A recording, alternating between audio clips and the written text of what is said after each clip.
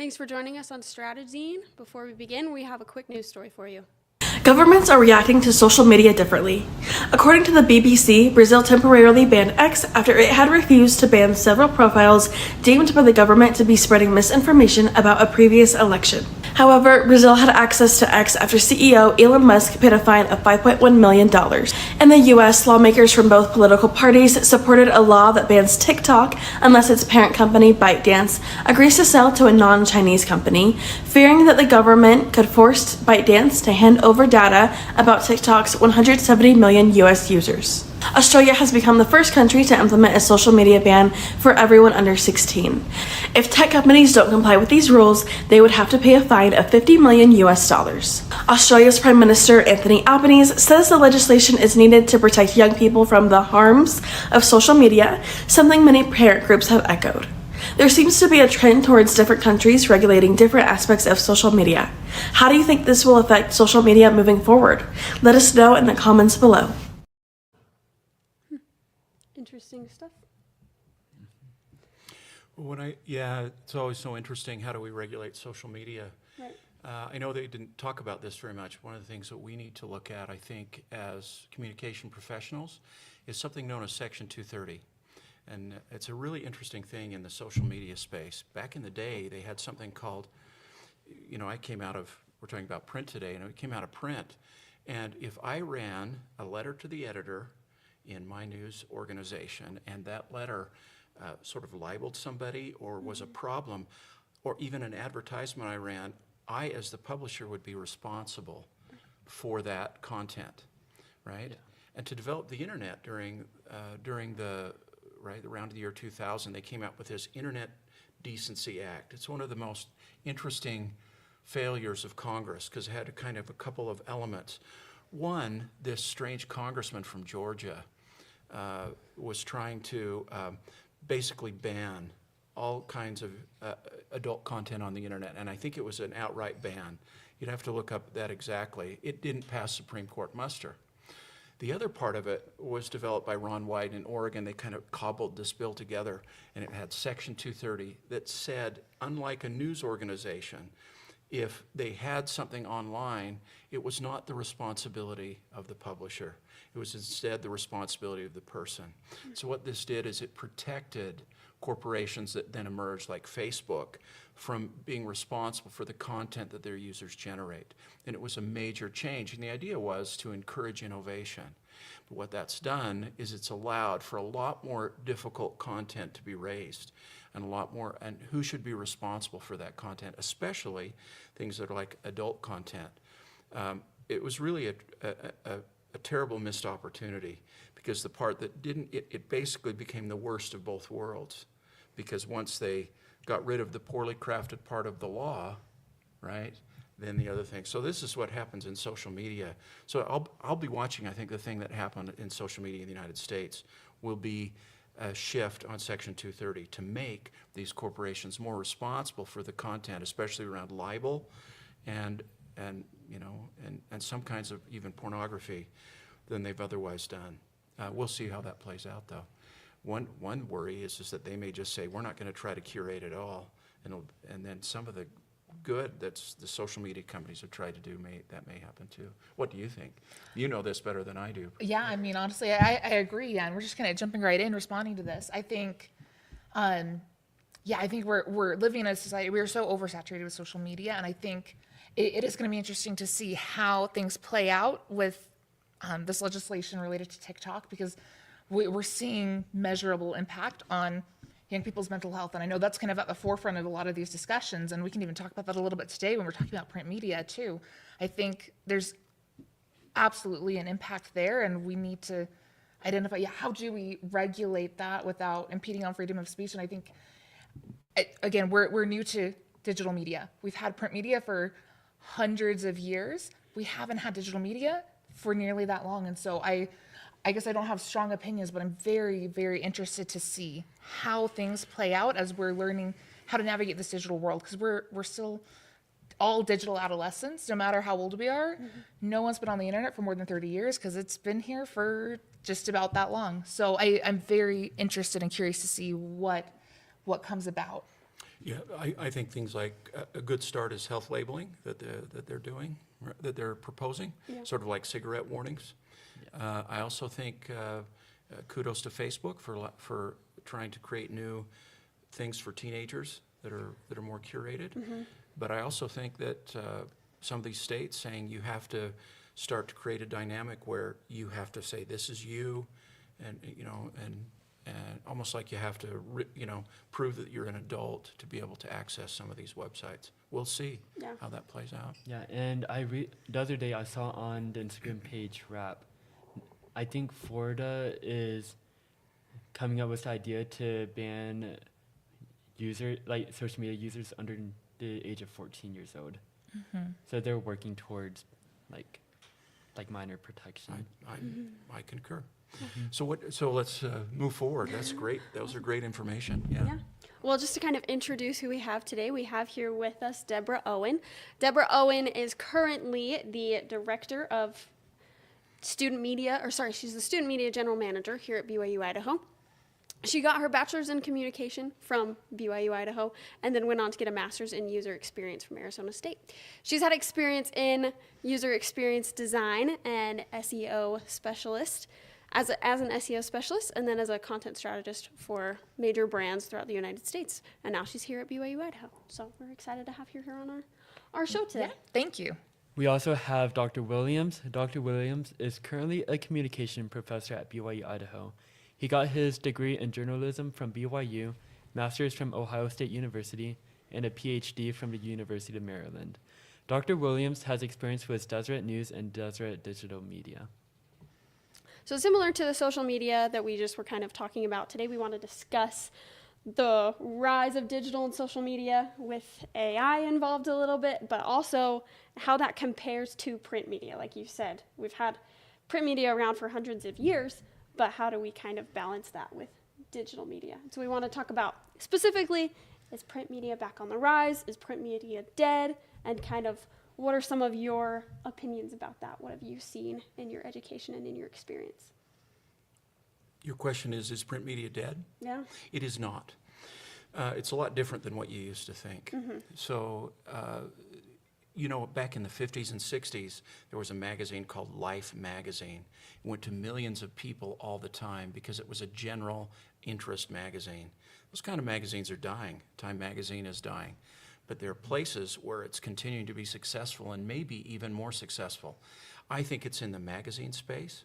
I just visited some friends at Utah Valley Magazine, and they just had one of their most successful magazines ever in terms of ad sales.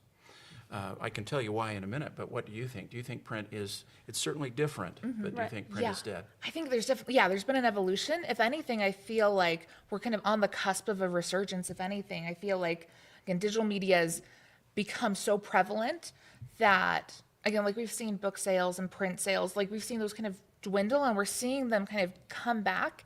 And almost, I think to your point too, I think that general interest publishing, I think when we're looking for general media consumption, often we're going to digital and social media. But I think that there are audiences that are definitely interested in consuming print media. And I think those forums that are really good at tapping into their audience and that have niched down, that's where I see a lot of potential for a lot of growth. And again, I think even going back to the social media discussion too, we're seeing, even like with these Gen Z, these high schoolers right now, a lot of them that I interact with, they're very aware of everyone's a little addicted to social media. And so I see more and more of them that I work with turning off their phones, switching to a flip phone. Like my sister in high school, she's getting a flip phone for Christmas, and she's so excited to intentionally unplug from Instagram and spend more time in the library. And like, what 17-year-old does that? I don't know, but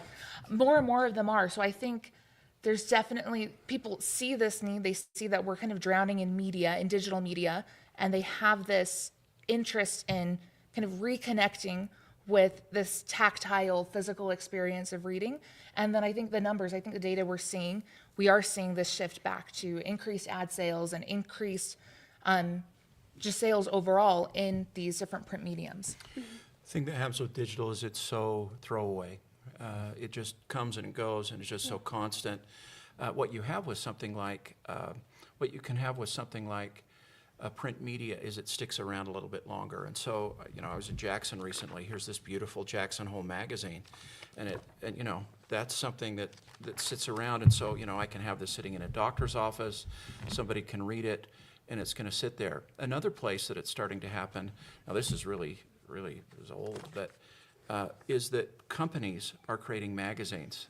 My friends at Bennett Communication there in Utah, they work with these. There's a lot of these multi-level companies in Utah Valley and in Utah, kind of like Melaleuca. And what they do is they have distributors, and they're making magazines of the success of their distributors, so that they have these downlines, and they say, "See, I'm in this magazine, and it's beautiful and it's well published," and so the ability to use it. I don't think there's going to be a general interest. I think there's some real issues, but we have a very successful publisher in Idaho Falls. Their numbers aren't as great as they were, but they're hanging in there. The good folks at Harris Publishing. So they do a magazine just for potato growers. I have a friend of mine that's running one of our graduates who's running a magazine in Jerome, and it's called, what is it? It's Dairymen. It's Progressive Dairymen or American Dairy Farmers. And it's just killing it because they have basically all of their subscribers are people in the dairy business. And so if I want to sell obscure things like, I don't know, shots that you give cows, I don't know, feed, pellets, doors that they do in barns, that magazine has that captive audience. And it has relationships, and he's traveling over the world. Sure, they have social media, they do YouTube channels, but that magazine and then the website, it becomes like a hub of what they do, and it's very successful and continues to be. And so the niche and the sort of specialty is really growing, is what I think, or is continuing to be strong. And you've kind of both brought up that importance of finding that niche and how necessary that is when looking into like print magazines and things like that. Deborah, in your experience with print, with student media, what have you seen as far as like print media versus digital media? How have you kind of seen that growth? Yeah, definitely. I mean, when I stepped into this role pretty recently, one thing that was just kind of floating around, people were saying, we want to bring back a print. We feel like there's maybe interest and we're maybe not quite sure. And so we conducted a moderately extensive focus group. We brought in some incoming freshmen who had never stepped foot here, so these 17, 18-year-olds, and then we brought in some current students who were juniors and seniors, and we sat down with them and said, first off, we're thinking about doing a print, and then we had some examples, some samples that we had them look through, but there was a lot of excitement, more than we anticipated. We were thinking, okay, maybe this will be a good way to kind of have a footprint of the student newspaper here, because the last time we had a print was 2019, so it's been almost 5 years since we had one. But the excitement that we saw just with that small focus group, again, that's not a representative sample size, but that was really promising. Seeing this excitement, again, so much excitement from, again, these graduating high schoolers, these incoming freshmen. They like the idea of having something tactile, having a physical experience, and then with that, having content that's niched down, like not just generally everything you need to know about BYU Idaho, but we tried to make sure the content in there was tailored to the questions that they were asking, the things that they were specifically interested in. And we saw a lot of success. We were able to, and I guess talking about advertising too, we exceeded our ad revenue goal because advertisers, they saw the value in that as well.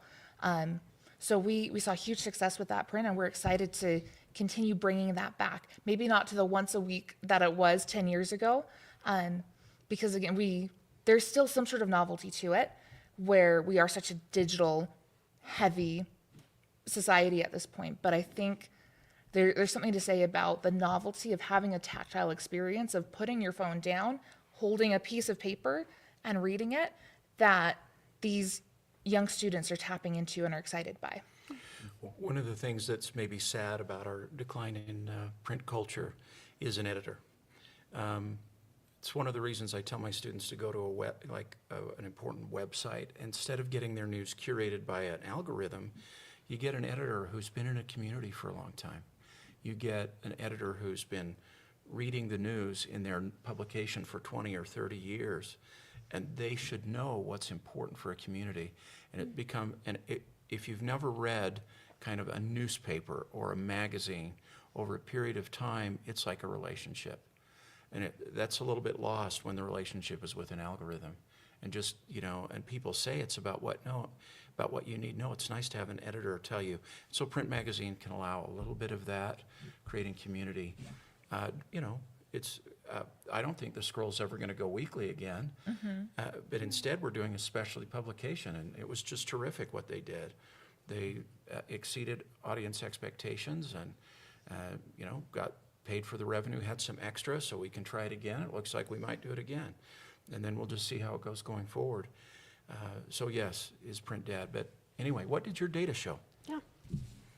So we have a chart from the Association of American Publishers that shows the profit of various media types, and it was surprising to see that paperback and hardback was the majority, the biggest percentage of profit among consumer books, with a total of over 70% being print media itself. And then we specifically went in and asked BYU Idaho students what they prefer when looking at news or reading for leisure, kind of what their opinions are on that, if they prefer print or digital. So we can go ahead and take a look at those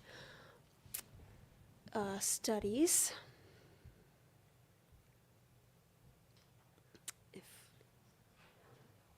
If we can find that chart about BYU Idaho students.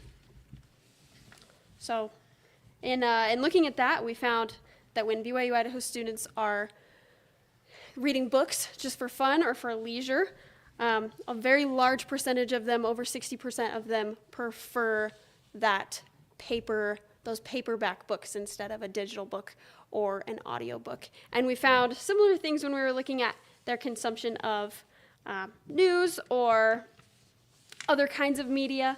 They really like reading the news. They like reading the news digitally because probably, like you said, it's very easy to throw away. And kind of, once you read it, you can move on. But when we're looking at a newspaper or something, sometimes that's hard to either, you have to pay for it or get your hands on it. But digital media, I think, is so much more accessible in some cases, not in every case, obviously. Yeah, and with like you said, Dr. Williams, the print magazines just help build that sense of community, and it's just easier to remember. I'm following these news pages about pop culture and stuff. Cannot remember a single thing, and I could scroll it 30 minutes ago. Just the idea that anything digital is it's so normal to us now that we just forget about it. And Every once in a while, it's really wonderful to pick up a magazine. It's just hard to explain it. It's like it has a beginning, a middle, and an end. It has, different columns and things. It really is it's sort of one person, one group's media operation. And it's the idea of a gatekeeper. It's like, I trust them, and all of a sudden it has a voice, there's a feeling, there's an interaction. We've lost that. We may not get that back, but we can get it with some of these things. Isn't this beautiful? I mean, it's just a beautiful piece of work, and it's, and it's tactile, and, and I might hold on to it, beautiful photography. It's a real art form, and I'm glad that it's continuing. It's going to be different, but I think in this saturated world, what we're looking for is differentiation, right? And something that differentiate is something that's tactile, which is weird to think that, it's never going to be like it was. But there are plenty of companies that they're finding these new niches to do it in a very terrific way. Right. So in the future, where does this take us for the future? Where do you both see us going where do you see the future of print media going? I mean, honestly, I think there's so many possibilities, because even I think along these lines, I think there's still something to be said for, again, I think most of us are going to continue consuming our news primarily through digital mediums. But I said there's still a certain level of credibility when it's tied to a print organization. I'm going to trust Wall Street Journal and New York Times more than a random influencer with 200 followers and without even an address on their website. So there's still something to be said of, again, that tie to a physical experience that gives a certain level of credibility. And so I don't think that's going away. I think we're going to continue to have major newsprints. I think, again, smaller publications, they're going to need to find that niche if they want to thrive and do well. And I think by and large, they are. And I think I think we're still kind of in that discovery phase. I don't think we've settled on a new normal yet when it comes to media, but I'm excited to see the possibilities and where it takes us. Because again, I feel like even with like books, like I think about vinyl records too, where that was a standard, everyone had those all the time. Now, like that's a new niche. That's a trendy thing. Again, like all these high schoolers, they have a record player, and Taylor Swift is selling out vinyls like nobody else. And so I could see print media almost taking that turn too, where again, is everybody going to have a huge library in their house? Not necessarily, but are people going to have a curated collection of high quality prints of certain books in a certain genre? Probably. That's kind of where I see that side of print media going. One of the things that I see about print media is it might even to some extent become what they call a loss leader, with the idea being that I want to build the credibility of my print organization. So why do I like the National Geographic? Well, I like the National Geographic for 100 reasons. But part of I think the National Geographic is that magazine, right? That's what gives it its credibility. It's out there. Now, it's declining. The revenue from it is declining, right? But it's like the National Geographic would have an argument to keep printing it even if it were a loss leader. And then it's doing the documentaries, it's doing all the other amazing things that it does, the incredible digital space. But it's just like, we are this.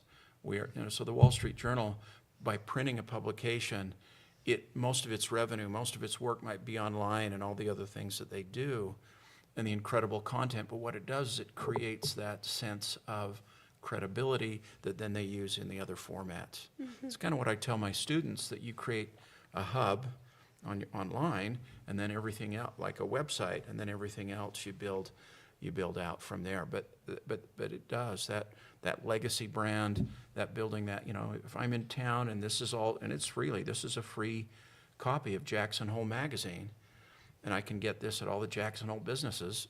Well, okay, I can see that online. I can see all the other things they do. I'm going to sponsor the community events because I am the magazine. Yeah. And like you said before, building that relationship. Mm-hmm. I feel like you brought up National Geographic. Like once you have that relationship established from the magazine, mm-hmm. you can have a relationship with their social media page or with their digital media or mm-hmm. with the shows that they produce, what have you. Once you build that relationship, it's really important. So as we wrap up today, we just want to thank you very much for both joining us and for teaching us through your experience in media. And we want to thank you for tuning into Stratezine. Thank you. Thank you.